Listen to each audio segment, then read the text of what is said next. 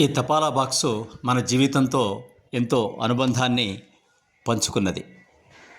లేఖలు, ప్రేమలేఖలు, ఇలా సందేశాలు, ఉద్యోగులకు శుభవార్తలు, అశుభవార్తలు, పుట్టుకలు, చావులు, ఇవన్నీ కూడా ఈ పోస్ట్ బాక్స్తో సంబంధమే. మనకు ఏది చేరవేయాలన్నా పూర్వకాలంలో ఇప్పటి వరకు కూడా ఇది ఎంతో సేవలు అందించింది.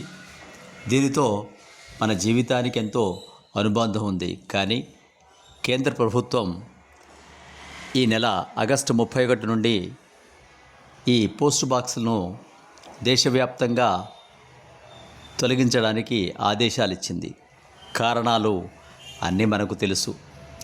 ఇప్పుడు లేఖలు అందించాలంటే పోస్ట్ ఆఫీస్కు వెళ్ళి అక్కడ ఉన్నటువంటి కౌంటర్లో మాత్రమే అందించాలి. ఈ పోస్ట్ డబ్బాల్లో ఉత్తరాలు వేయడం కానీ, వాటిని తీయడం కానీ ఇక నుంచి జరగదు. ఇప్పుడు ప్రపంచమే చేతిలోకి వచ్చి సెల్ ఫోన్గా మారి సందేశాలు, సంక్షిప్త సందేశాలు, వాట్సాప్ సందేశాలు, ఫేస్బుక్లు, ఇవన్నీ వచ్చిన తర్వాత దీనికి ఆదరణ తగ్గిపోయింది.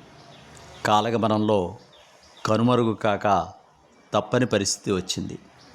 వాటిని నిర్వహణ చేయడం కూడా చాలా ఇబ్బందిగా ఉంది. మనకు పల్లెటూళ్ళల్లో ఏదో చెట్టుకు లేక కరెంటు స్తంభానికో వేలాడదీసి, నగరాల్లో అయితే వీధుల్లో అక్కడక్కడ వాటిని ఏర్పాటు చేసి పోస్ట్ మ్యాన్ ద్వారా వాటిని నిర్వహణ చేయించేవారు. కానీ ఇప్పుడు ఆదరణ తగ్గడంతో, ఈ బాక్సుల్లో ఉత్తరాలు వేసేవారు లేకపోవడంతో అవి ఒక గుర్తుగా మాత్రమే మిగిలిపోయాయి. అందుకే పోస్టల్ శాఖ వారు ఈ నెల 31 వరకు మాత్రమే ఈ బాక్సులు మనకు కనపడతాయి.